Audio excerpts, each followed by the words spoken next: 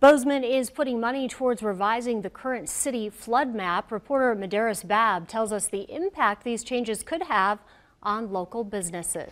Buildings near the Bozeman Creek could face new restrictions and regulations depending on their location downtown. For the past 5 years, the Federal Emergency Management Agency has been working on this map. Areas around the creek will either be labeled as primary or secondary. Primary zones are where the water would be the deepest during a flood.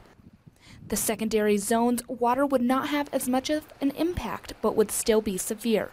Executive Director of the Downtown Partnership, Chris Nauman, says it's important that his company works with FEMA on the map to make sure it's accurate. Depending on whether a building or a property is in the primary floodway or the secondary floodway, it will mean there's increased regulations and requirements on those properties. Nauman says property owners could have to obtain flood insurance, stop development, or require them to make updates to their buildings. We suspect that if there's an increased burden of flood insurance on some of these properties, that will increase leases. Nauman says already several businesses have reached out to him voicing their concern about the update of this new map. Medeiros Babb, MTN, Bozeman. All right, thank you, Medeiros. The flood plan could take over a year before FEMA and Bozeman finalize its changes.